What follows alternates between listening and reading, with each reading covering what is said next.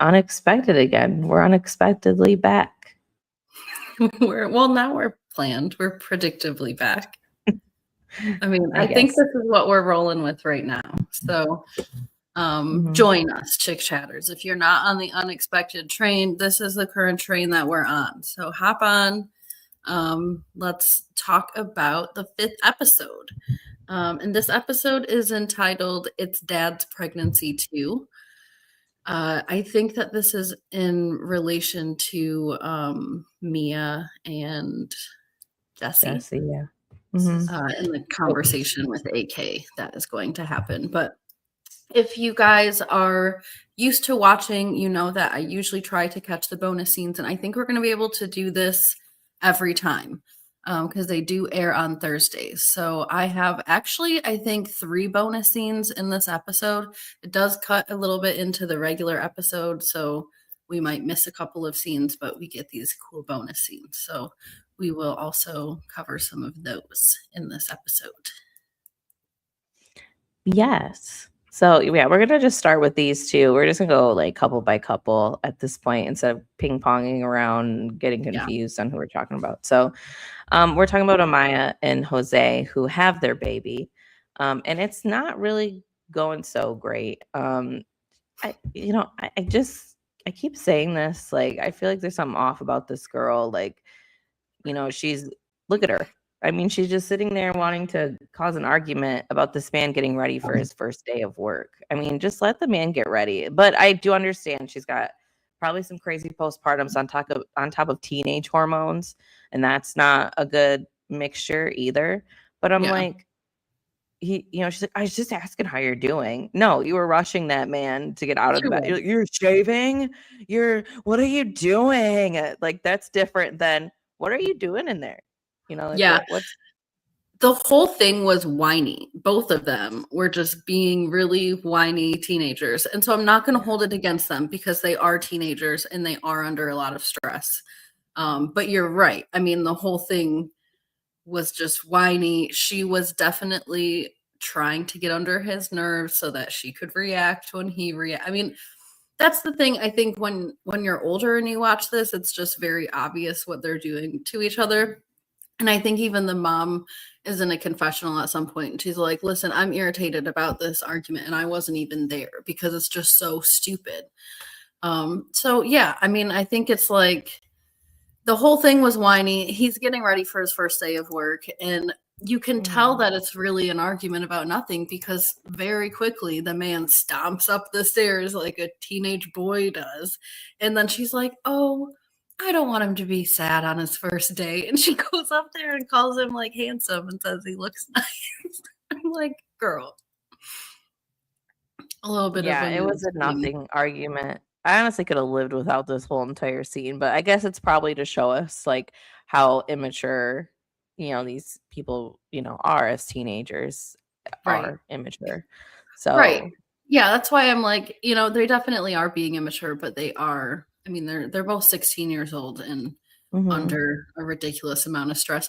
This kid is so worried that he's making $12 an hour and he has to give a whole $3 of that to this girl's mom, Mama G. He's like, and that stresses me out just more. I'm like, but he called himself the sole provider. And you know what? He is, because Mama G said she's not paying for nothing when it comes to the baby. So he's the sole provider, moneymaker for this child. But they're kids still, and she's still living, they're living at her grandparents' house. So they're still being provided for, but I think they're experiencing a good amount of stress. They should be stressed out right now. He should be working right now. He should be taking care of his kid. I think these two are experiencing more stress than kind of some of the other couples, but they're also the first ones actually with a baby right now on TV. Yeah. So it's coming. This whole episode is like rising tensions for all the family. There's a lot of tension in this episode. Right. I did kind of side-eye her when she was like, I think he's got it easy and blah, blah, blah. I'm like, this kid just laid it out. He's going to school. He's going to work. And he also, I'm sure, gets up and helps with this baby, probably not as much as you do, but all the time. I mean, right now, I was just saying to Brooke how I felt like my husband has it easy because he's in a whole different country and I'm stuck here with a baby and 2 dogs and pulling ticks out of their heads and things like that. The dogs, not the baby. Not the baby. Yeah, long story. But yeah, so and then he's just like, "Oh, I have to go take a shower." But it is still like he's the one providing the financial and the money. Like he's got to be where he's got to be being in the military. So you kind of have to like see that side. I mean, this kid's not just sitting around on his butt playing video games and not doing anything at least. He's not like Bryce and he's fighting you on getting a job.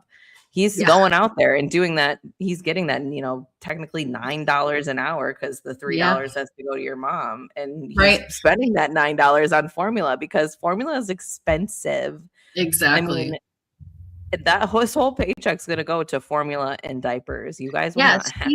That's why, I can have some respect for him when he says I'm the sole provider, because in his mind he is, that every dollar he makes is going to go towards that baby or towards, Mama G's rent. And so I get how he's stressed out about that situation because he's now out of the house and now he's got her over here saying, well, I don't rely on you for the baby. So what are you doing? So I think you have to trust in a relationship that both partners are showing up to the best of their ability, and that that's not always going to look like it's helping you, but it might be helping kind of the big picture. So I think they just, they have to figure this out. There was a bonus scene here where, so she says here, that she feels like she's doing the bulk of the work. But then in the bonus scene, he also says that he feels like he's doing the bulk of the work because he's working outside of the house. And then we get a little bit again of, I think, just some immaturity and like teenage jealousy. So she's sitting down and the way they do the words on these are actually like, this is him saying this to her. So yeah, I noticed that they subtitle automatically all the guys. They do. Yeah. And they have that like kind of Gen Z style of doing the subtitles. Like they'll have them on the side and some things will be bigger. And, it's like, I don't know. It's interesting. It seems like it's like you're scrolling a reel rather than watching subtitles sometimes. But anyway, so they're both sitting down before he goes to work. This is still when they're arguing. And he asks her, can you get me a Tylenol? She says that she doesn't want to. She tells him to get up and go get it. And he says, well, then you're going to have to go get up with me too. And she says, why do I have to get up with you? And he says, because we haven't been doing anything together. So we should spend time together. You're always alone with the baby. The girl just had a C-section. Or no, she didn't. She had a vaginal birth. But anyways, the girl just gave birth to this baby. So she's like, yes, I am always with the baby. He's my handsome man. He's a perfect guy. And she's in the confessional and she's like, this man over here is kind of just being a little bit needy and acts like he needs to be coddled when I have this whole ass actual baby that actually needs to be coddled. And it's a turnoff when he's over here jealous of this child, which agreed, but he's adjusting too. I think a lot of their time used to be spent with them, very much focused on each other. And now she's like, get out of here. I'm taking care of this baby, go to work. So I'm sure he's sad. But I think this bonus scene was good. It gave us a little bit of a reflection of like their dynamic a little bit too. And so she says, like, this is what we signed up for. I'm a mom. I don't know what you're expecting of me. I'm going to take care of my baby. I'm going to be obsessed with him and be around him. Right. And it's like a pattern with him because even when they were upstairs and she's like, all right, I'm going to go downstairs. He's like, no, we're going to go downstairs. Yes, I noticed that too. And this bonus scene helped me get that sense of it's like something's a little bit off with that dynamic about them. I don't know. There's either like there's something between them where they have to do this stuff together. We have to get up and get a Tylenol together. What? Yeah, you're not missing anything together in those 3 seconds it takes for you to go get a Tylenol or it seems like they don't want to be on different stories of the house from each other. Like you notice like he stomped up the stairs, then she went up the stairs. Then she's like, well, I'm going downstairs. And he said, well, we're going downstairs. And I wonder where the Tylenol is. Is it upstairs and they got to go together? Yeah.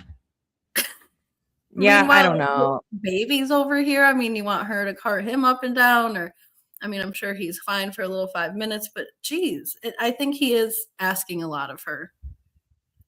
Yeah. So she was relieved when he left. She was like, finally, it's just me and you, baby.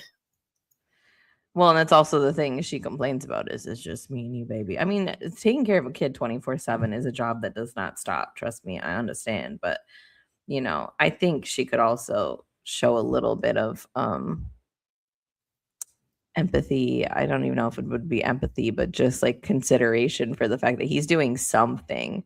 I hope when she watches the show back, she sees how much her man is doing instead of just Bryce character. So right. No, I completely agree. I really think that they're struggling the most right now. Again, they're the only ones with a baby, but I think that they're going to have the most responsibilities, but a good age appropriate amount of responsibilities for kids who have a baby. I think it's right on par. They're not trying to secure the roof over their head, but they're responsible for the things that their baby needs. I think that that's fair. Yeah. And it sucks. It's stressful. It's stressful for adults to have to figure out the resources for all of that and be stretched thin and be exhausted and trade responsibilities and figure out, all of that. So yeah, to be that young and trying to figure that out is a lot. But at least her mom is handling it better than, the other moms that are just like coddling and like it's like, in that the Bella girl that's pregnant with the 13-year-old or whatever. It seems like those parents are in the relationship with them and like really steering everything. And I mean, we'll get to them. See some benefit to that a little bit, like being really supportive and kind of having a village. I think, it's not like it's necessarily one or the other, but I do think that this version of what like Mama G is doing, that's what they keep calling her. I think that this is the healthiest thing for them to be independent. Mm-hmm. No, I agree with that. I also think Hunter is 13, so they probably do need to be a little more hands-on with that child. I mean, I think they do a little bit, but there's sometimes where they just like, I'm like, is it the excuses just girl? pile up for this kid? Yeah, for sure. Like they're. I think this is where they leave these two though for the episode. Yep. Speaking of, we almost had to jinx each other, Miss Anne. So this girl actually made it to her 40 weeks, and you know what? I guess he went to the one appointment. I don't know, but they put this like machine thing on him to symbolize contractions and stuff. Right. And I mean, I don't know what kind of contractions she's be having at 40 weeks. I never made it to 40 weeks, but apparently must be having them all the time because she's like, yeah, this is what I feel all the time. And I'm like, well, she's been having labor pains since her maternity shoot, and that was the last episode. I think she was like 38 weeks. So for at least 2 weeks, she's been feeling like pressure and, cramping and things like that. No. So yeah, I mean, it's been quite a while for her. I do not have any photos of Hunter in that little suit. I think that's part of what they cut out with all of the bonus scenes in this episode. But we did see him in there. I don't know. He was slightly empathetic. Obviously, it was painful. But I mean, am I remembering right that he sort of played it off like it was no big deal? I mean, he was like, bring it on, Yeah. What level are we on when they're only on level 2 or something? So, right. Yeah. So I don't know. I mean, yeah, he kind of downplayed it a little bit, but here's that teen love does exist. Yeah. I was just telling Brooke before this, like, this is the most annoying. They play the same clip all the time for when they're going back and forth between these kids, but this one is the one that gets me because he's pecking at her and teen love does exist. It's like, well, I think we've all been there, sweetheart. Like, you don't gotta proclaim it. Like, we know. Right. But we've all been in teen love. And I think that that's kind of the caveat of being a teenager in love is we as adults have all been in teen love. And when we look back as adults, we're like, that was cute or whatever. So there's always that, teenager adolescent mentality, I think, of adults don't understand that we're in love. And that's what, like, I find so interesting about watching this in my 30s compared to when I was watching, Teen Mom, because I would have never even Really? really blinked at that Yeah, before. I would have been like, yes, it does. It's when you're a teenager, your brain just works different. It's just you're Mm-hmm. learning so much about life. And when you're in your first serious relationship, then you think, this is it. This is this is the one. Yeah. This is what it's supposed to be like. And so of course we're in love. Yeah. But congratulations to her for getting to 40 weeks with a nine Man, pound with baby. a baby in the 97th percentile. He said that's Jeez. 9 pounds and 12 ounces. So she's got a Yeah, 10-pound baby in her belly right now. pretty much. I mean, I delivered 3 weeks early and had a 7 pound baby. So I always had it in my head, like, if I would have made it to 40 weeks, I would have had a 9 pound baby. But Mhm. she really did make it to 40 weeks with a 9 pound baby. Bless her. I Yeah, would and I the doc go ahead. Oh, go ahead. No, go ahead. Well, the doctor said she hadn't dropped yet or anything either, so it's like that Yeah. baby's just happy in there, like, she probably could just go on 'cause, of his 3 options, one of them was wait and watch. I feel like she probably wouldn't go into labor for another 2 weeks. Yeah, they can stay in there up to like 42, sometimes like 43 weeks, like if you let Not that that baby big, lay though. there, you don't want it that big coming Yeah. out, or you definitely should get a C-section. Otherwise, I would be afraid. Like, I'm already afraid, of ripping from one place to another. Like, if that was the case, I'd be like, Right. absolutely not. Just cut it out. But I think yeah, she makes I the right, healthiest decision ultimately, I and do. I was proud of her, especially seeing how her mom was scared for her to she seemed pretty brave in that moment. She was like, "This is what's safest for me. I would have rather have done the induction, but it's more dangerous." So she's like, "I Yeah, just want this this baby out." this is where I was side-eyeing, the mom. Is I'm like, listen, you need to be not openly Strong for scared her. for her. Yeah. Yeah, if you can be scared for her, but because you don't understand what that means, a C-section. I was terrified to have a C-section, Yeah. but after having one, I'm like, I don't know if I want to do regular labor, man. Like, it was so nice and smooth to go in, get it Yeah, done, it's and then come planned, out. you know If what you're it's not an doing, you got the emergency. bag. Right. Right. Right. If it's scheduled like hers is, it's a scheduled one. You go in, everything's done within an hour. So Yep, you and didn't then have you to just sit and push. You didn't, heal with your baby. yeah, you didn't have to go through labor, like not, it is a hard recovery process for sure. I mean, it Mhm. takes longer to recover because your stomach was cut open 4 layers or more. Actually, it might be like 6 layers. I don't know. I was looking at a Right. picture the other But day. being 15, I mean, she's gonna heal up like a She'll bounce right back, yeah, she's gonna be compared. alright.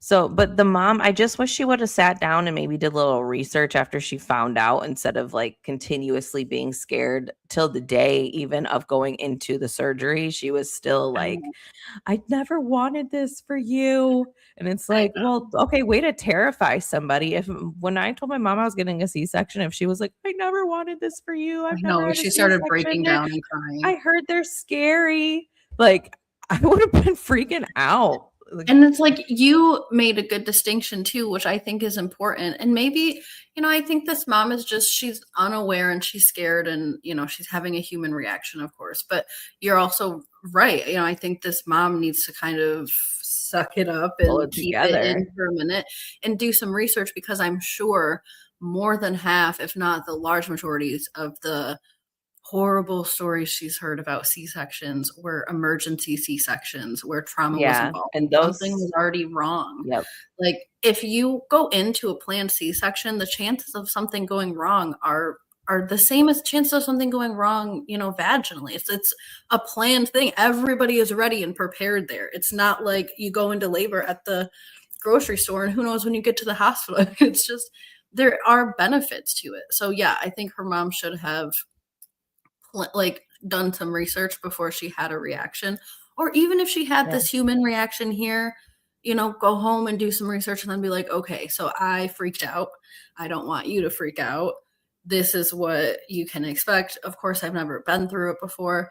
Like, I can mhm, relate, not that I'm a mom, but I feel like I can have empathy for these moms because who was it, Amaya, her mom had C-sections, and she couldn't kind of relate to her daughter in that moment. And I felt really empathetic for her in that moment. And I feel that same empathy for this mom. But the difference in how the moms treated their daughters in the moment, the mom was like, I don't know what to expect. But she told her the whole time, you can do this. You're strong enough. You're going to get through this. Like, this mom, I feel like, is inducing panic. So. And it seems like the Amaya's mom, Mama G, only told us that she was worried. Like, and this one told us, but then told everyone around her too that she's worried. And like you said, those horror stories are most likely emergency C-sections because those tend to be a little traumatic. But I mean, as long as the baby can, there is that option because the baby's got to come out and it's got to come out as healthy as possible. So even though it is a little bit traumatizing, the main focus, and Bella understands, the main focus is just to get this baby out with as least amount of complications as possible. You know, usually an emergency C-section, sometimes the baby's stuck and isn't moving and is, could be losing oxygen or the heart rate's going down. And that is scary. And it's the procedure to me probably isn't the scary part of that. The scary part of that is not knowing what's going to happen to the baby or how this is going to work, So yeah, I do think this is interesting that this is like the flip flop of what happened with Mama G, but I don't know. I just don't really care for this mom so much. She's very weirdly coddling for the 13-year-old boy that knocked up her daughter. And she is weird about. I completely agree. And I think the internet largely agrees with you as well. I've seen some strange internet posts about this mom. Actually, they were comparing this mom to, there was this mom on a Netflix documentary recently that she was like in love with her daughter's boyfriend, and she was messaging her and pretending to be, I think it happened in Michigan in Beale City. Yeah. That was people were comparing this mom to that lady. I ain't surprised. I think that's a little bit of a stretch, but I can see that. Yeah, I saw a comment about this where, they played this clip was, a reel or whatever. And one of the comments said, what's scary is a 15-year-old having a baby, not the C-section, that's scarier than the C-section. The planned C-section is the actual 15-year-old having the child and raising the child. So true. Yeah. But that is their unexpected reality here. And to think that her sister is also pregnant, it's actually wild. So I hope they keep following this family because, we're really going to have 2 new babies in this house. Yeah. And you forget that about the sister because the mom doesn't seem to put any focus on her. I mean, granted, the show is about Bella, the sister, but but I just couldn't even imagine because I assume, she's 19. She's still really young having a child too.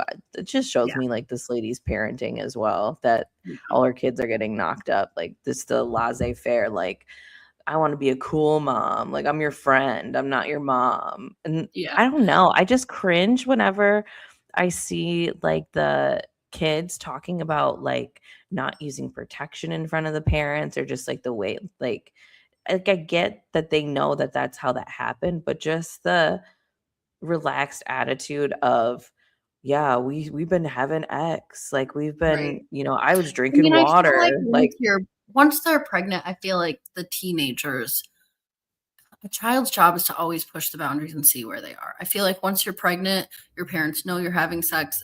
It's not like they want to talk to each other about it, but they like seem to push those boundaries. I had a similar relationship with my mom, not like to the extent of this lady, but I was pretty open with my mom and she asked me to be. And I think, it just kind of depends on the dynamic sometimes. I agree that this is too much. This is an example where the lines are too blurred. I can't tell the difference between parent and friend with her, especially when it comes to her relationship with Hunter. It's like she's just Hunter's friend or something. It's actually kind of weird, all of that part. But I think it depends on people's comfort level. I know that people like don't want to hear their kids talking or kids talking in general about those kinds of things, but the truth is that they do happen. And I think having healthy relationships and feeling comfortable talking to parents can help teenagers make healthier decisions. Obviously, these are not the shining examples of that, but I think that there are situations where that can happen. So yeah, it's such an interesting show to watch these people go through these situations that are so hard. Yeah. No, I agree with that. It's just, I just wish she would have it. I mean, bare minimum for this scenario, just keep your fears to yourself and maybe like your Yes. own little confessional. Yeah. But, your daughter's already scared. She's 15, having a baby, and now doing it a way that she wasn't expecting to. That's already scary enough. It's scary enough for an adult that's me, like in their 30s, to Yeah. just be unexpectedly like having to do a C-section when that's not your plan. So, Right. for you to sit there and be like, I hear they're scary and I didn't want this. I just didn't want this for you. Like, oh my gosh, lady, you know what we want for her is just for her to deliver the baby as healthy as possible. And if And that's, those were her goals. I mean, Bella showed up and she understood the assignment. She said, I hear that there's problems with the heart stuff and blood pressure, and I'm not dealing with that with an induction. This is the best way to go, and we're doing it. Like she got it. She's a trooper. I also saw internet comments were like, well, I had a 10-pound baby, naturally. And my, It's these not doctors are just impossible. pushing C-sections. It's like, well, for one, like, yes, a C-section can be faster, but it is a lot more work for them. Technically, like they have to do a lot more than just like catch your baby and, kind of help you get through the process. Yeah. And two, like you don't know the whole medical history behind this girl. Like she could have chronic hypertension. She could have like other things that they're not showing in this small clip that are leading up to her having to have a C-section. So just because you didn't have to, like, cool for you, Jan, but that doesn't mean like it's not, the best option for somebody else. Right. I So think all of these medical things around pregnancies and just your body in general, like we are so diverse. Everyone has so many different things going on. Like I'm sure everyone is making the best decisions for themselves and probably doesn't need other people who don't know nothing about them, judging people. But I will judge this mom for crying in front of her daughter. Although, have a human reaction, I guess. But man, I hope that they missed the part where she came in her room later at night and said, okay, sorry that I did that. This is actually what's going on and everything's going to be okay. Because, I didn't mean to scare you or, whatever. right. Yeah, Yes. if I did. Luckily, Bella seems to have, pretty strong head on her shoulders, and she didn't really seem phased by that. But I would have been so phased by my mom freaking Yeah, I mean, out. her But mom is probably emotional, right? So there's yeah. probably a reason why she's calm and cool. Like I am kind of calm and cool because I grew up with a mom who wasn't emotional, but she emotes a lot. Like my mom just has a lot of like more so happy emotions, but she's just a little chaotic. So I've always been like kind of calm. And I think a lot of that is a result of just growing up around hyper parents that I'm just like, okay, so I think that that's a little bit of what's going on. She's probably used to her mom throwing a fit and crying over small things, I'm sure. It doesn't make it better, but she's fine. She seems unfazed by her mom, which is great because yeah, if my mom was crying with me, I would be like, like Right. Like you're supposed to be my security blanket. yes, Anyways. and I hope so. This is their C-section scheduled. This is the morning of the C-section. I just can't imagine that their baby's gonna look at this when it's 10 years old and see this face of their father and be like, yeah, that man loves me. What the fuck? I mean, I would just be like, wow, that man is a literal baby himself. Like that man's only literally 13 years older than me. Like he Yeah, could be my honestly, brother. when I look back at my parents and they were 20 when they had me, by the time I could like look at pictures of them and, understand what was going on, I was like, wow, what children. And they were in their 20s. Right. Right. Like this is just like a different level of wow, my dad could really be like my brother. Yes, very much so. But Bella's excited. She had a little moment of giddiness. She's gonna be a mom. She's prepared to be a mom. I think this is part of what you were talking about with the openness happening a little Yeah. too much. I again totally agree. I almost didn't even take this picture because it's awkward, but it happened. So, this happened. Yeah. Yeah, they were talking about how he is still putting up with her or whatever. And I'm like, listen, girl, he's 13 and he got his girl pregnant, and you guys are apparently neighbors and your moms are besties. I don't think he's getting out of this that fast either. I think he's No. also got his mom at home like, you gotta do this and you gotta do that. So I think, Their parents are the glue holding this relationship together. They would have most certainly broken up if it weren't for the factors that you yeah, just mentioned, especially the parents in the living across the street from each other, which will be a good thing for this baby. It will be a good thing ultimately for the two of them to feel support. I just don't agree with the fact that everyone is convinced that they have to like be together romantically in order for all this to go on. They most certainly do not. I'm kind of like in agreement with what's her name, Mia's dad. Like they're effing kids, they don't actually have to be dating. Like yes, they have a right. baby, but They don't have to be they together can 24 do 7. all of the things they're doing without these two dating and fighting with each other all the time. Right. And if they get back together off and on, like if they go back and forth, just like let them go through that motion. But I wouldn't be the one that's like, you must stay together. I mean, these Yeah. kids are like 13 and 15, and you're talking about like if they live to their 90s, they still got another like 80, 70 years of dealing with each other. Like that's a lot. And divorce rates are high, or as it is, even with people who get married in their 30s. So I just wouldn't put the expectation of like you have to stay in this relationship on these kids when they already have the expectation of raising this baby. Like I Yeah. think they should learn how to communicate with each other, like co-parenting, whatever that looks like, Right. regardless. Right. But just the whole, I need you to stay with him. I need to hear about how he's cooter whipped or whatever you like. It's just so much.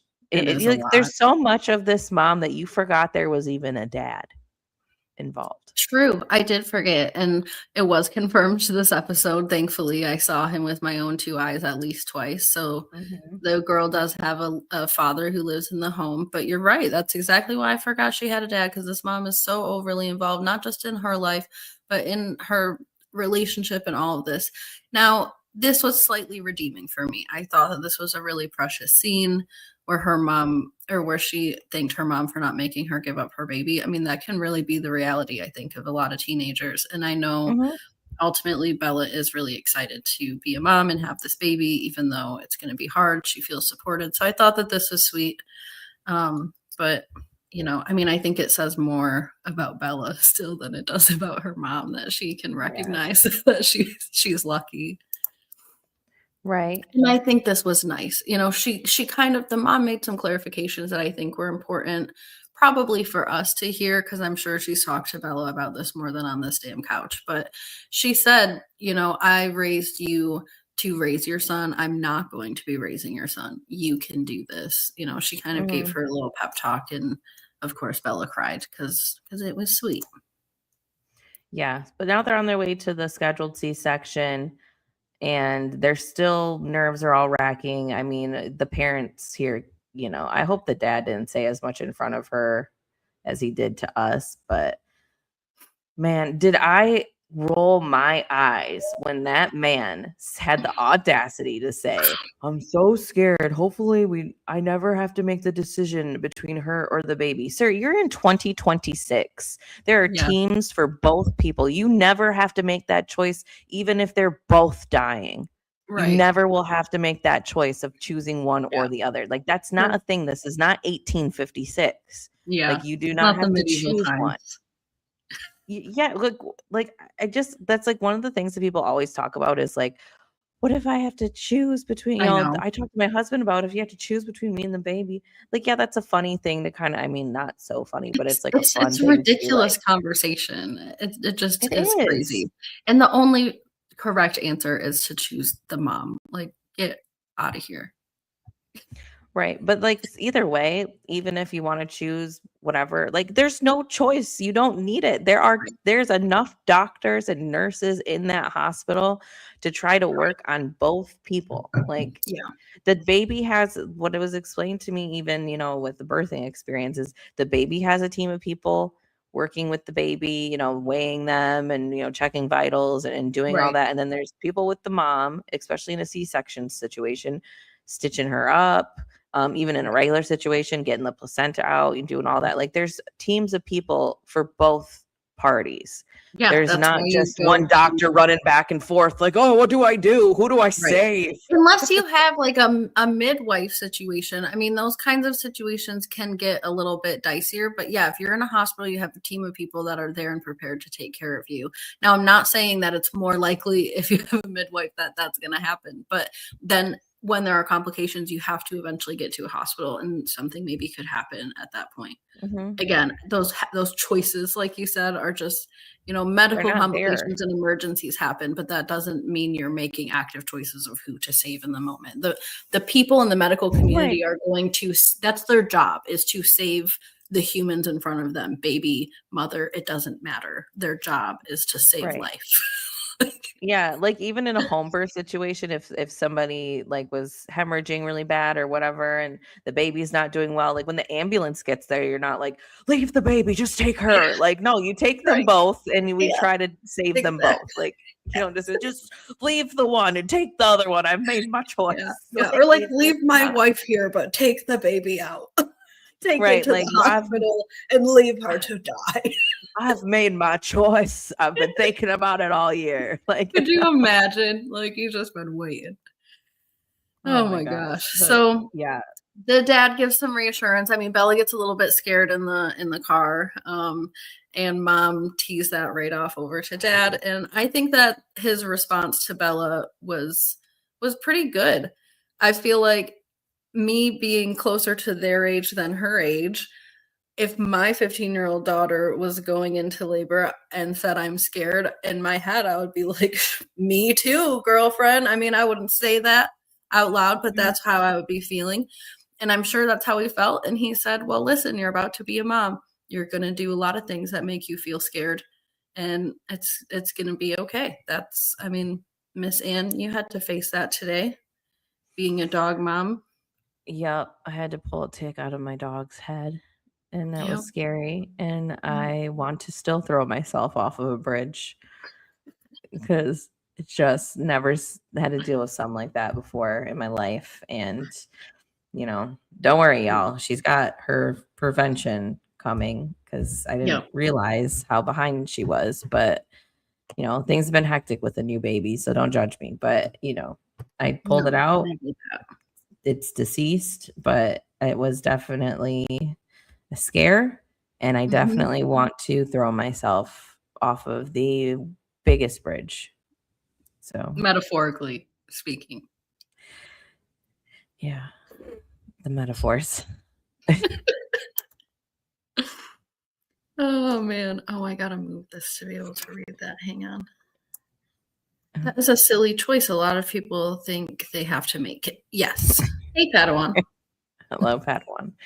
Very silly. I don't know where that started. I'm guessing it's kind of rooted back into in times of maybe people did have to make that choice, like when there was maybe like a doctor or something, maybe back 100, 200, 400 years ago or something. But it's not something we need to keep thinking about, in 2026, 2025. Even, and to be clear, I mean, complications happen and horrible, tragic things happen. We're not saying that is happening. Right. But no one's going to come to you and be like, do you want your wife or your baby to get care?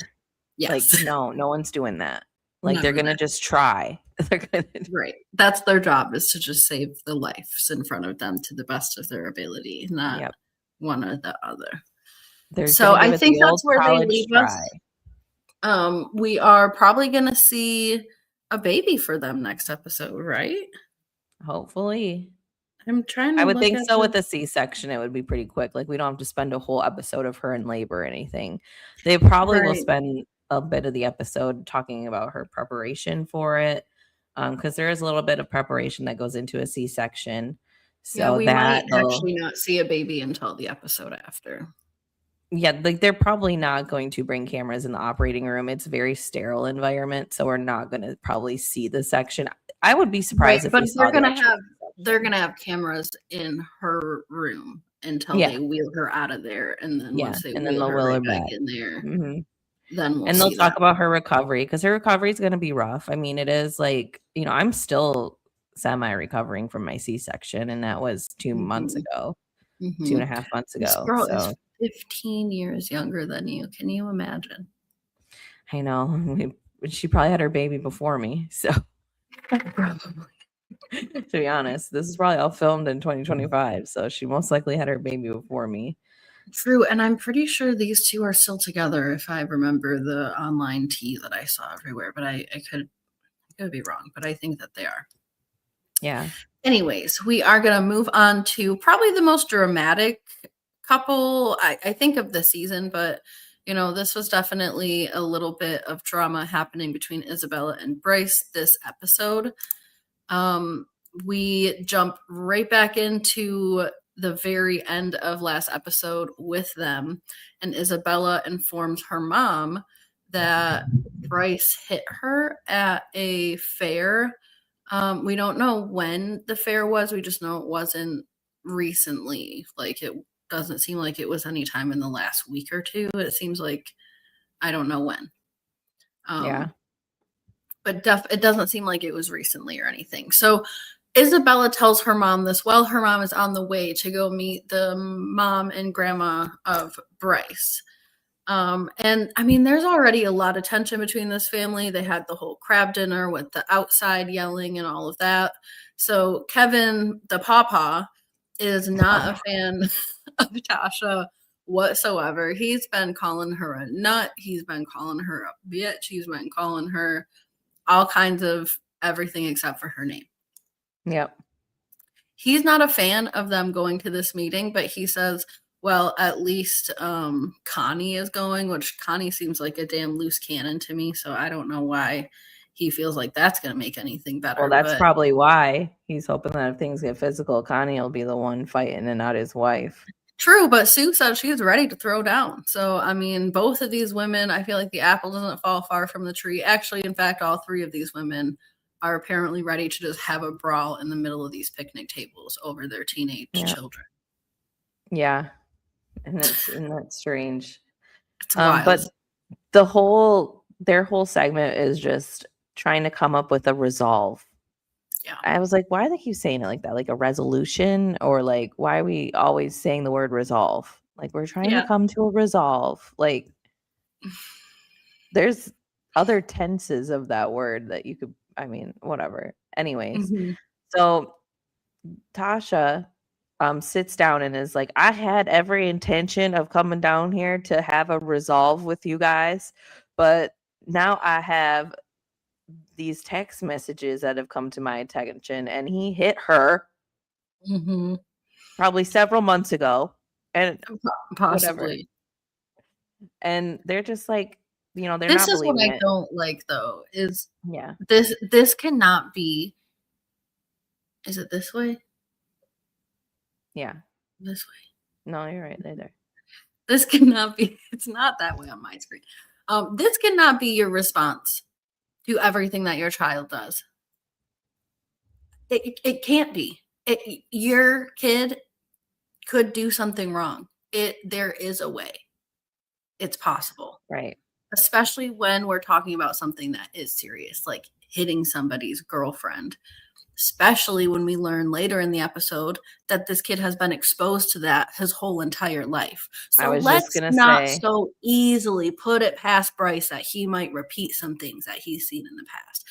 I understand that this probably went both ways between the two of them, but the response from Bryce's family, I really do think is inexcusable to me. And it makes me want to defend Bella and her mom. And I don't think that those people are very defense worthy. Like, this whole family is going downhill fast. The whole thing. That poor baby. It's going to be tough to watch. I hope she's the last one to give birth because it's just She going to be kind of down to looks like it. She looks like Yeah. she's not that far along, but yeah, I mean, it's the whole my baby can do no wrong type of mentality that breeds kids that think they can get away with anything and then they do lots of wrong, I you know. agree.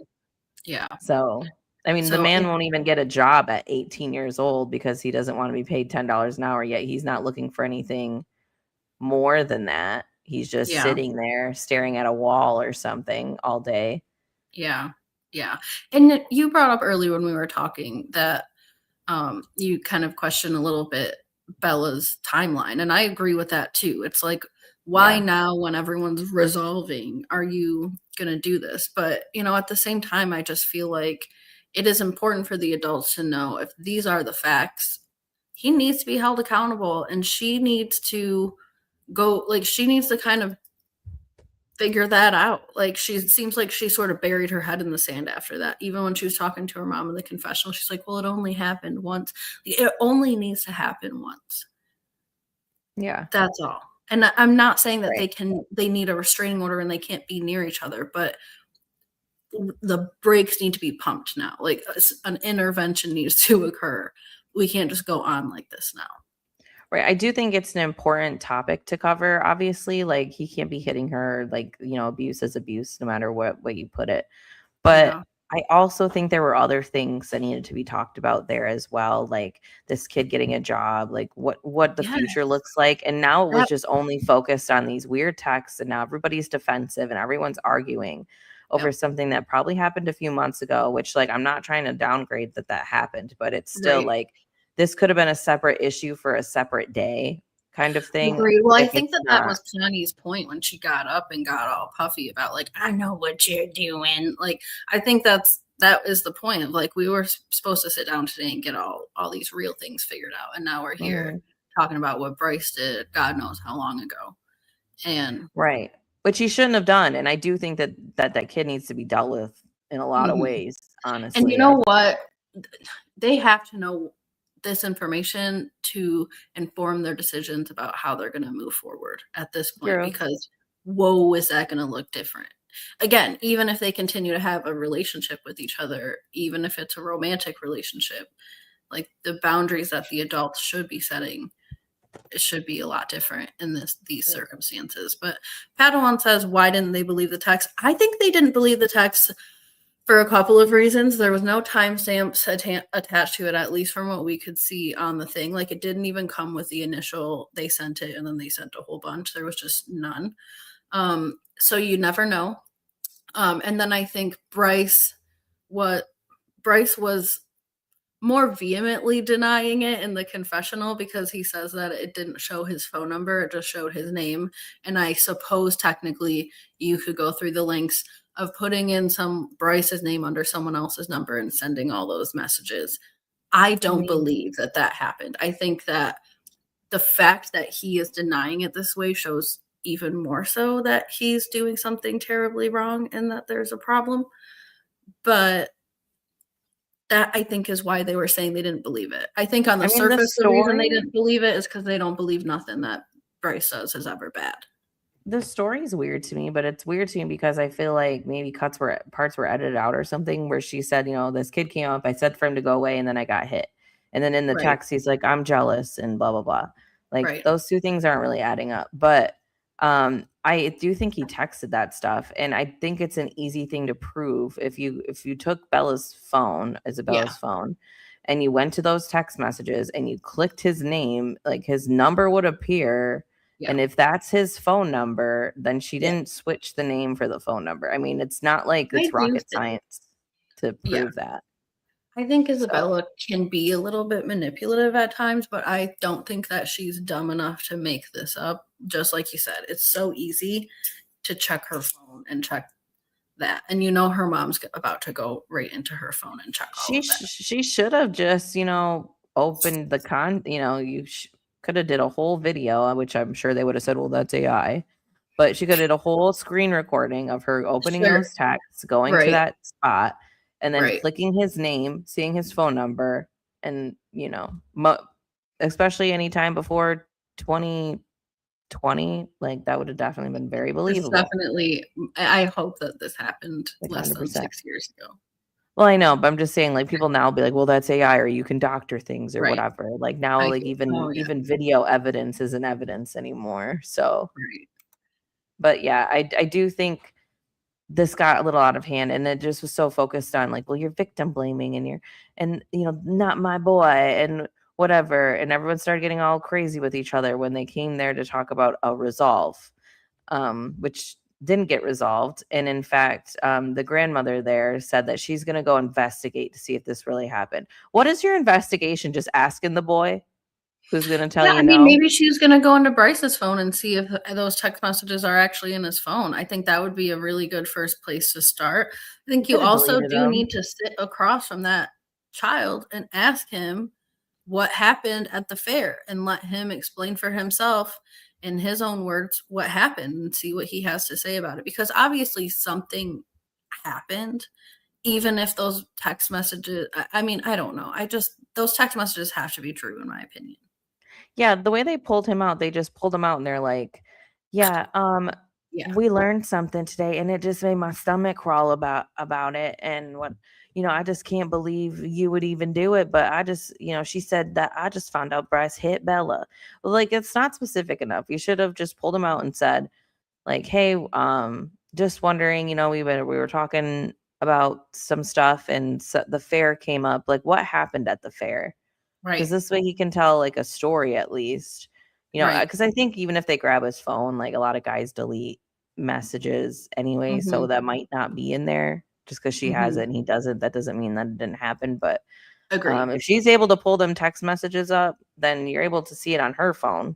So yeah, it's a done deal. And listen, I don't care that it was an accident. Allegedly in the text messages, it says I didn't mean to hit you in the face. I meant to hit you in the stomach or the arm or what, I don't know, some other body part. Probably not the stomach. But I don't care that it was an accident. You shouldn't be puffing up to your partner in any kind of way like that. Right. It just shouldn't happen, especially when this kid wants to sit here and talk about having a history of witnessing this happening to his own mother. But it really got under my skin that, and hopefully, like you and I are talking about, hopefully more stuff happened, like the phone was looked into and maybe some other things, hopefully. But the fact that he just says, well, don't worry, I didn't hit her, okay? And then they're just like, okay, like nothing. What is that? You're just going to take him for his word when no, I don't think so. I understand that you trust your child and things like that, but this is kind of a serious implication. I think if you're going to be standing 10 toes down for your son, you better know that he did not lay a finger on that girl on accident or not.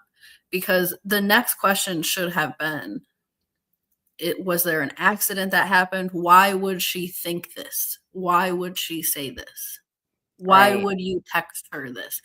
Instead, it's all she's manipulative and her mom needs to train her better and all kinds like train her. Like, come on, you people. That was disgusting. We raise children. We don't train them like dogs. Yes. And so kid comes in. This is where he totally did use her alien. I swear. And maybe it was an accident. Like I could maybe give him the benefit of the doubt, but he jeered towards her in her direction. What do you think? She put her face up and like, I don't think she's that manipulative. I think she's like a little bit of a drama queen and a brat sometimes, but I don't think that this girl wants to ruin her life with her baby daddy she has to deal with for the rest of her life, really like that. But this kid was talking. She still wants to be with him. She's like, I still want to be with him. They're engaged right now, according to the Facebooks. They're engaged right now.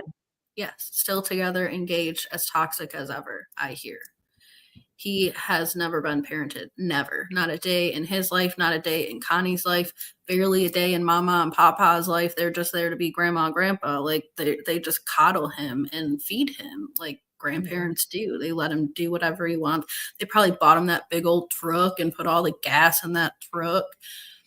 This kid sits here and he tells us his history, which is sad. But I realized when he was talking that this might be one of the first times I've ever heard him talk. At He's least for not longer than sitting a in few confessionals seconds. with Bella. Like, we're seeing all the other kids sitting in confessionals, having moments with each other, laughing, even arguing. Like, he doesn't talk. Yeah, when he's there, he doesn't say much anything. He just kind of like, It's sits kind of down. concerning. Mm-hmm. I don't know what I'm concerned about, but I'm concerned. Yeah, I mean, this kid is concerning in a lot of ways for me. I mean, I'm also concerned for like the way he was even brought up. If there's no accountability. I mean, just imagine these people get a call from the school about this kid. Like, he's in trouble for this. No, he didn't do that. Not Right. my kid. Like Ridiculous. That's their favorite thing to say about any accusation. That's ridiculous. Okay, well, maybe your son is ridiculous. mm-hmm. Maybe he's acting like a 16-year-old, or he's 18, right? Yeah, they're Yeah, both he's 18. 18. He's Yeah, 18. he is So, ridiculous. I'll give him that. and no accountability They don't whatsoever. push him And on that's these the text thing. messages, at least in the, between his grandparents. We don't see them push him on these text messages, but the producers do. And he just deny. That's not my number. Like, Yeah, is I was that not the response confused. of a complete manipulative D-bag? I mean, us 30-year-olds plus, we know that 25-year-olds plus, we know what that sounds like. Yeah, he didn't say that's not my phone number. He said doesn't mean that is my number just because Right. my You name's can't on prove there. Like, it. does that mean that that's what you be doing in your phone, sir? Because I feel like that's a little Probably. telling on yourself. But Probably. I mean, I don't know. Regardless, he's just the word that's been thrown around a lot is accountability. They want Isabella to take accountability for being manipulative. Isabella's people want Bryce to take accountability for being a D-bag. Like, they're neither set of people are forcing anybody to take any accountability for anything. So True. Definitely. I will say, though, my husband had to calm me down during this moment. I had like a screen punching moment. I did not like listening to Connie, who has a questionable past, sitting here and now knowing too that she herself has experienced domestic violence. So she herself has been in this situation. mm-hmm. To sit here and talk about how an 18-year-old pregnant girl needs to learn how to not provoke a man. I am sorry. That is not an okay thing to say ever to Mm-hmm. anybody. I know because I've witnessed that Bella and her mom, they push and push and push. And some of that is borderline verbal and emotional abuse. Sure, fine. Again, though, there is a difference between putting your hands on somebody. Like, you cannot do that, especially allowing your 18-year-old kid to start off his relationships like this. It's just not okay. I was Yeah. provoked in the moment by this woman, and I wanted to jump into the screen and put my hands on this woman because she provoked me. So why don't you not be so provoking, Miss Connie, and just talk about the fact that your son probably needs to find a better way to deal with his emotions? Right. And, like, yeah, sure, maybe she shouldn't be provoking him, but we need to teach kids how to deal with people provoking them. And it's not, Exactly. let's hit It's them. not putting your hands on them, especially a woman, especially a romantic partner, especially if she's pregnant. I don't know if she was at the time or not, but all of those things say give this person some grace rather than put your hands on them. I mean, Right. geez Louise.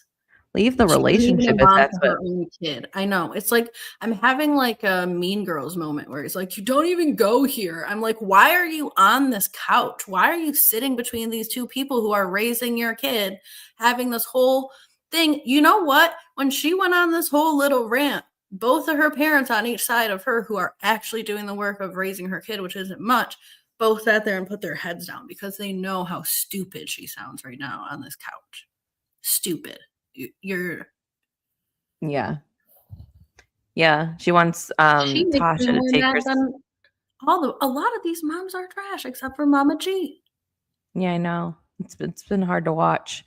Yeah, she said that Tasha needs to take responsibility for her daughter being manipulative and provoking or whatever. But I mean, you're not having your kid take responsibility for anything. You didn't even parent your child. You're only here like User Alien is saying, because there's cameras here, I can assume that this is probably the most this kid's ever seen you in one setting.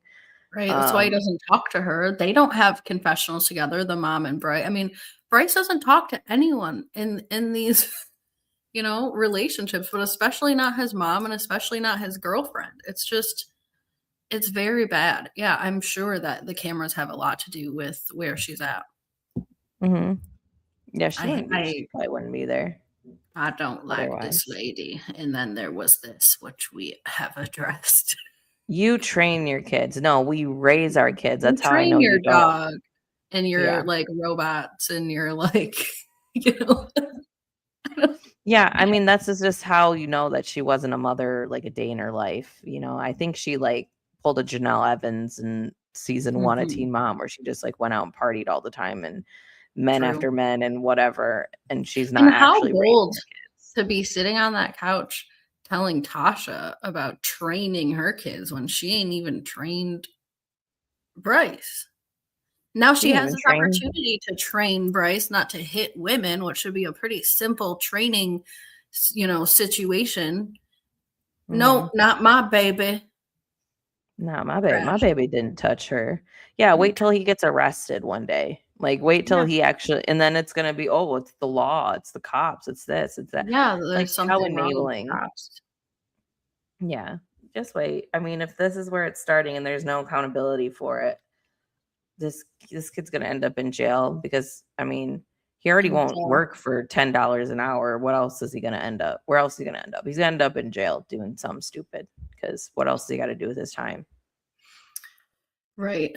So they end off Bella's portion, and she is talking to her mom about everything that went on. Her mom checks in and asks if she and Bryce have talked about the adult conversations. She says that they have, and that Bryce has decided he doesn't want to do anger management right now, but that he would do couples therapy with them. Whatever. The grandma had recommended some kind of therapy happen between the two of them at the adult conversation. Mm-hmm. And with everything going on, Tasha, Bella's mom, wants Bryce to be in anger management at this point. And Bella's kind of doesn't want to continue to argue with Bryce. I mean, she has so much to argue with this man about. And I'm not a big fan of her mom just acting like Bryce would do it if you pushed him hard enough, because I don't think that's the case. I think her daughter is noticing that there's resistance here and he's not actually going to do the things I asked. So why am I going to make my life miserable? It's not about you're not pushing hard enough. It's about Bryce, period.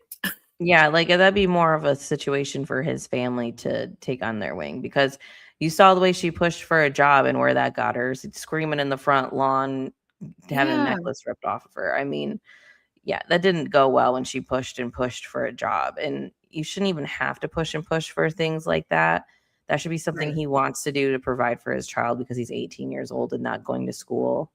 Right. I understand her mom wants to see her in a situation with a guy who will get anger management and a guy who will take care of her, but her daughter's not in that situation, and I don't think she can will that into existence. So I just feel bad, because it really ends with her mom just kind of being like, I didn't raise you to be a weak person. And she's sitting there sort of pouting, like I think anyone would if their mom called them a weak person, when they're in fact carrying a baby, trying really hard, dealing with a lot of stress. So I'm not mad at the mom here. I just think she's not being kind. Like, the mom needs to deal with her own emotions, her own stress. Like, you are stressed out because Bryce doesn't have a job, and you are stressed out because Bryce has an anger problem. But you can't just make people do something. You have to just protect your daughter and support her. Right. Tough things with the two of these children. Well, they're basically adults. They're the oldest ones here. Can you believe that? They're the oldest ones here. And it's just chaos. Yeah. Padawan says her mom needs to realize she's going to be taking care of this baby more than him. Oh, yes, definitely. We don't have like a Mama G and Jesse and Amya situation going on in this family. This family is going to be caring for a baby, dealing with arguments, having all kinds of problems. It's gonna be. And they're 5 years older than the 13-year-old boy that's sitting there waiting to be a dad right now. Like, how crazy. They have 5 years on that kid, and they're still I mean, it's to be expected that, I guess a teenager at any age is not gonna be the most, cortextually developed, but it's still shocking, still quite shocking. This is definitely a very shocking show, to say the least. But moving on to our last couple of the day, Mia and Jesse. We are out of the baby shower thing, and they're just kind of chilling, putting things together. And Papa comes in and lets dude know he can spend the night for 2 weeks after the kid's born. He doesn't want to put any more stress on her because apparently her mom is calling her like, I hope you lay in bed at night and think about me being in that room with you because that's the right choice or whatever she's saying. She said, think about how you're treating me, which I think is even worse because I can't even form words. Like, you have to have some balls actually to text your daughter who you're not currently in her life and ask her to think about how she's treating you. That is, I still can't form a word for what that is, but it's the something. Audacity. It's something, man. This couple is really bonus scene heavy this episode. So I usually take pictures of the bonus scenes. So there's a lot of these pictures, but I'll just kind of walk through this first bonus scene because there were 2 with them. Mm-hmm. This is right before they're learning about the dad letting them come over. But this is just kind of demonstrating the tension that's going on. They're organizing in her bedroom. She's sitting in the bed and she's asking him to like put this there, move that over there, just kind of bossing him around and directing him. And he says, "You're bossy." He gets into the confessional and they're sitting next to each other and he goes, "She just wakes up in a bad mood. She wakes up wanting to beat me. She beat me up earlier." And then bam, she smacks him in the stomach. And he's like, "What the hell?" I'm like, oh my God. Especially like seeing this right now with all the stuff going on with Secret Lives of Mormon Wives and Taylor Frankie Paul. There's all kinds of domestic violence stuff going on online. And I'm like, girl, you need to be careful right now. You don't need to be looking.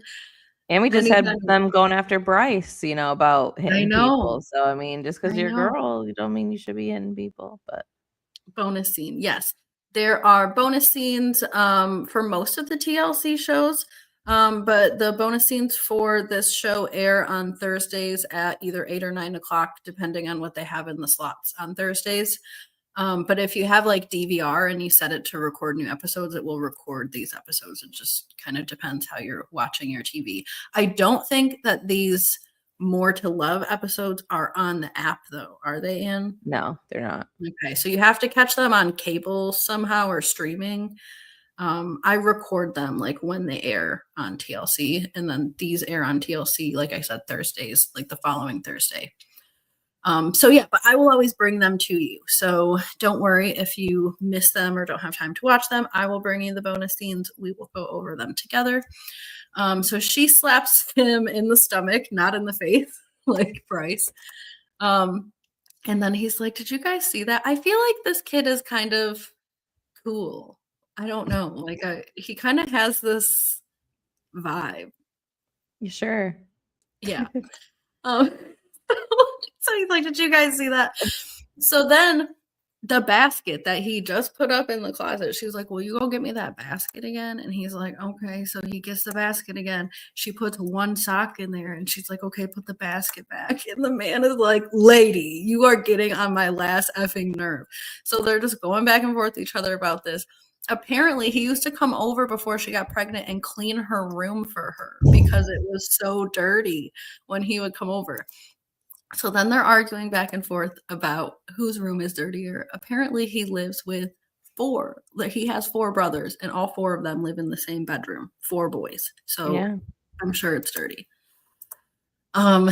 Anyways, so then we finally get to the end of this bonus scene. And this, I think, is when they're bringing that little contraption that they're about to set up in the living room with the dad into there, and he's trying to open it up and he's like ripping the box open, and of course she's upset about that as well. She tells him to get scissors or a knife. He tells her to be quiet. Then they get into more arguments about this, and he finally picks it up out of the room and takes it out there.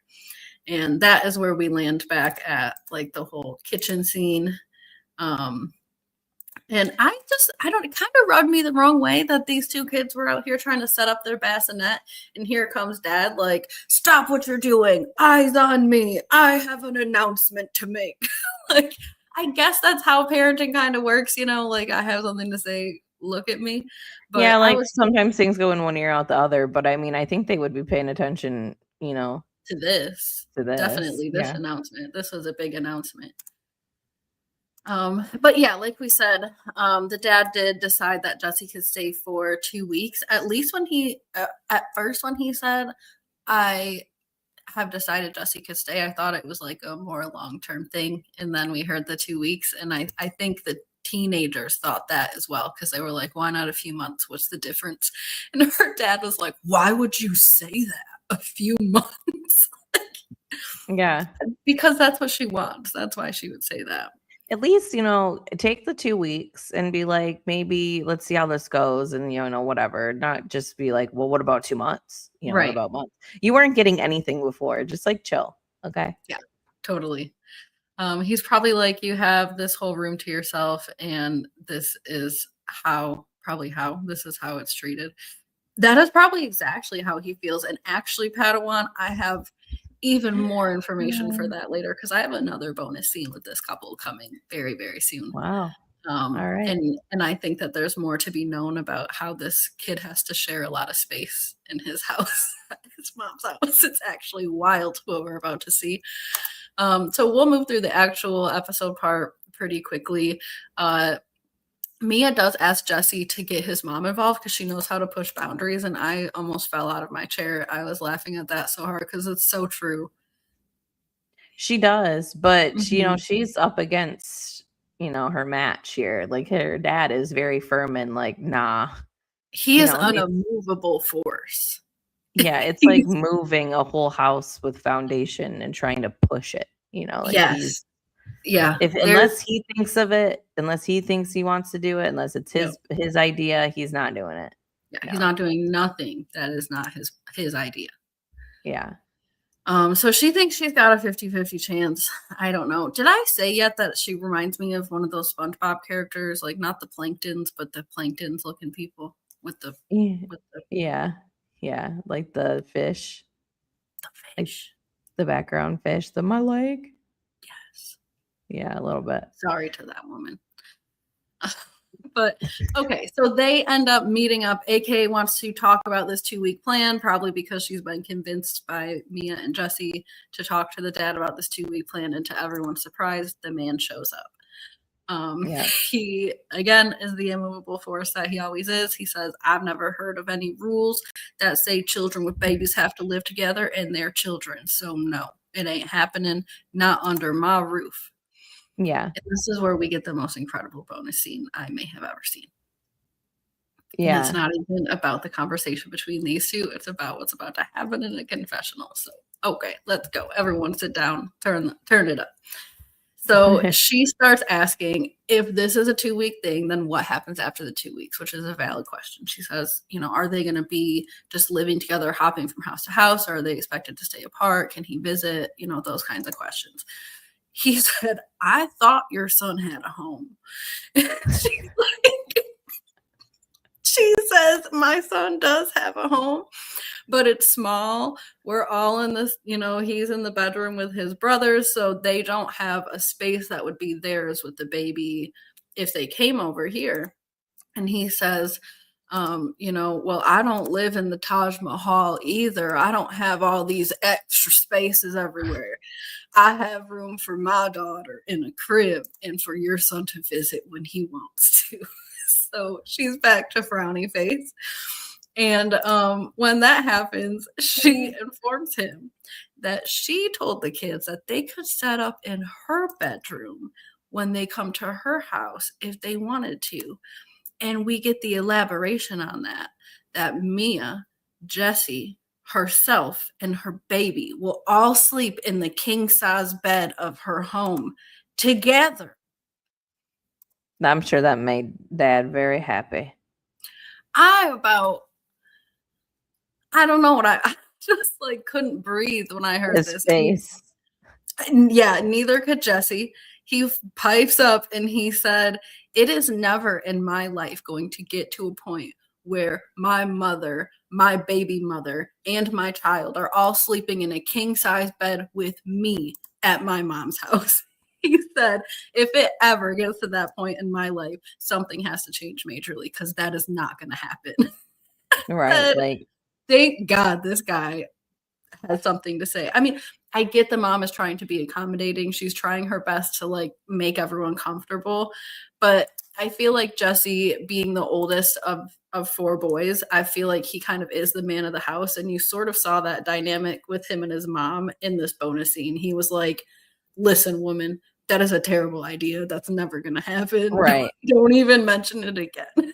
Like, I know you want to probably help raise this kid, but no, absolutely not. That's Like, they're not not how all it's going going to to sleep go. together. If anything, move your other three sons into your bedroom. Y'all can all sleep together, and Jesse and her can have a room. That honestly makes more sense than trying to sleep a couple and a mother all under Or sleep age. on the couch. Can you sleep on the Mom, couch? yeah, could go, take a For the walk. night? Yeah, I mean, she's not that I willing wanna to leave give these up. kids alone in bed, but I feel like the baby's gonna be a very good form of birth control, so don't worry about Definitely that. that. And if she's willing to give up 75% of her bed, she can give up the other 25% temporarily. But yeah, that was just a terrible idea. Hilarious bonus scene to me as to where this mom is actually at in her head. Yeah, it sounds like she wants this kid to move in with him because she wants to free up some space in her own home, honestly. So that's why the dad's like, "I thought your son had a home." Like, he's so funny to me. Like, I'm sorry. He is slept on. He is hilarious. He's the Like, star of the show. he really is. He's got his morals, and I can't blame him for it. I think if I was in a similar situation as a teenager, I'd have the same exact rules, honestly. Like, there would be nobody sleeping over here that, we're not married or whatever. Like, even when the first time I had my husband here, um, we had to get an Airbnb because my parents weren't going to let us stay in the same room until we got our courthouse wedding. Then he could stay here and that was fine. We could be in the same room or whatever. But yeah, we had to be courthouse married first. So, That's I hilarious. mean, that's kind of how I think it would have went with me if I was, God forbid, if I was a teenager pregnant, that there's no way there would have been a boy moving into this house. Right. They've been like, well, he Totally. can visit, but Totally. this is your problem. If he, and she even asks, well, how is she gonna get any sleep? Well, how is she gonna not, like, who's gonna help her in the middle of the night when she wakes up and blah blah. He He said, said, "That's no life." one, no one. You know who helps me in the middle of the night? No one. Right. I get up every couple hours with my son. I mean, granted, my mom says like I can text her if I need anything and stuff, but I mean, as if I was to be alone in a house with my husband deployed, I would have 24/7, like, no one's helping Right. me. So Right.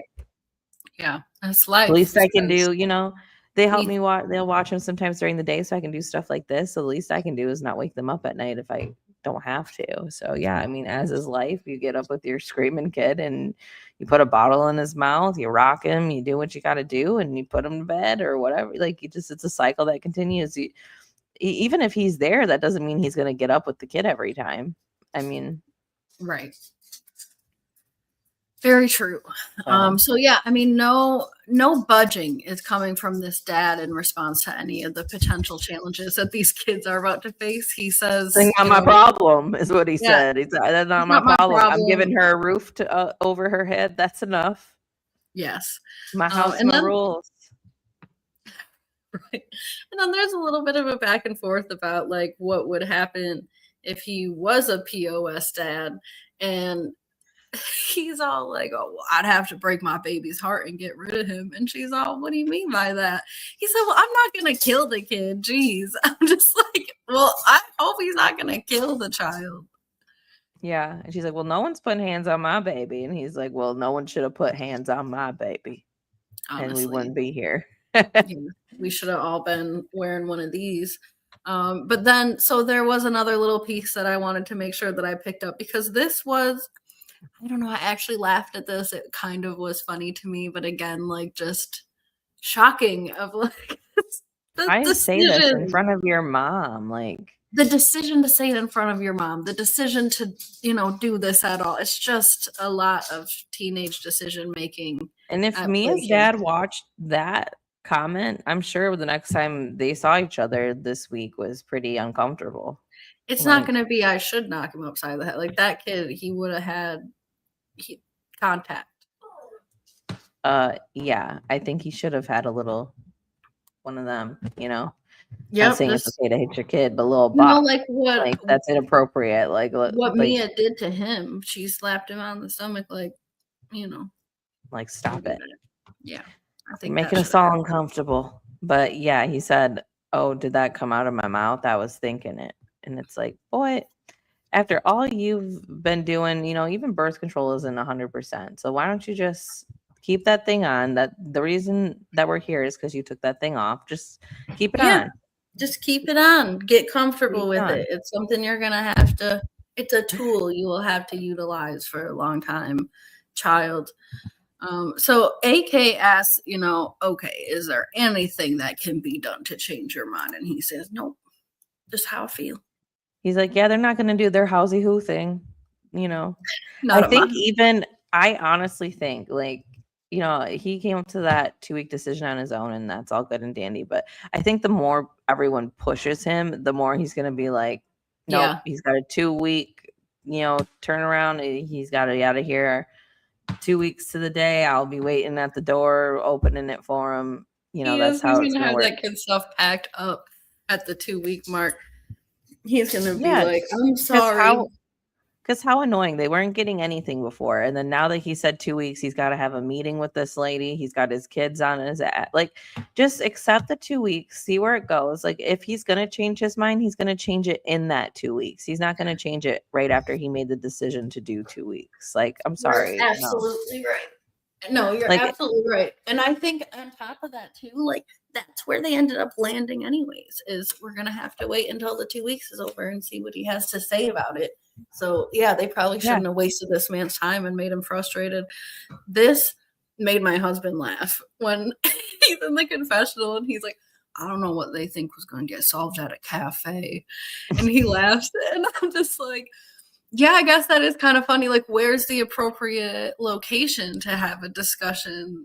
Like, would his mind have changed on a boat or on a rocket or at a restaurant?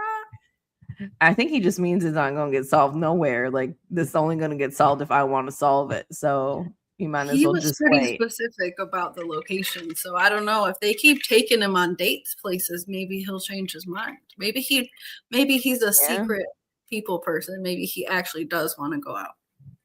Yeah, he's like, well, cafe is not going to work. I won't budge at a cafe. Maybe take me to the laundromat. I might take me budge to the there. Red Lobster. Yeah, take me somewhere else. Take me to the park. Yes. Take me around some sawwood. Right. But yeah, I mean, like I said, I don't think this man's opinion is going to change. Like, the best they can do is just treat that 2 weeks as best as possible and have that man on his P's and Q's, getting up in the middle of the night, staying on the couch, barely touching the girl, like, just doing the absolute most in those 2 weeks to plead his case. And then, then it's up to this man. I mean, I think the more they push him, the more he's going to be like, all right, now they're down to 1 week.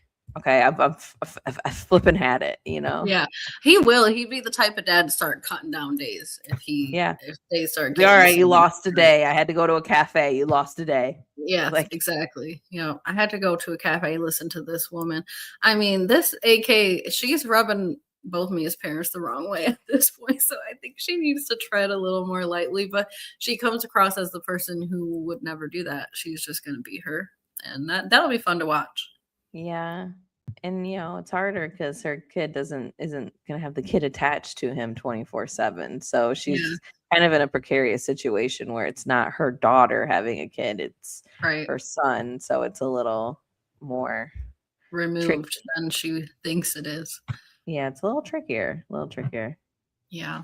So, all right. Well, next episode, we will see Bella's C-section. They at least show that we're going to, feature her C-section. I don't know if we're going to see her baby yet, but we'll definitely be seeing that baby very soon.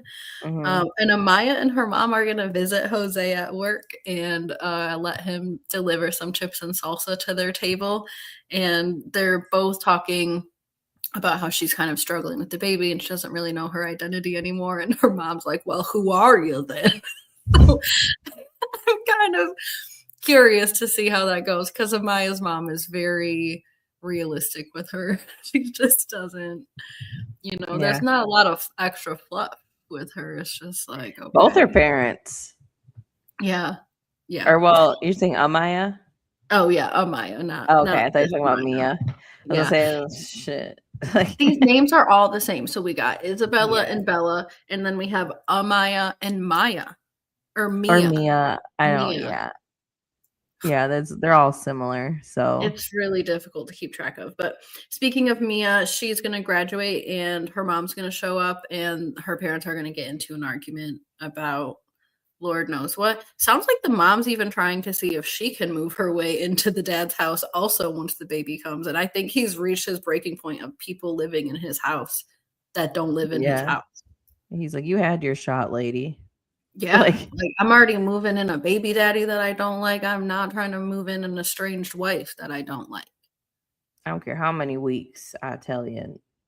And I don't think Mia really wants her mom to move in with her anyways. I think that lady just needs a roof over her head for a couple weeks. Probably. The way she be getting her car stolen and broken down all the time. I know. She might need to borrow a car too while she's there. Who knows? Who knows? Probably be borrowing Mia's car for crying out loud. Yeah. Was that everybody? That's everybody.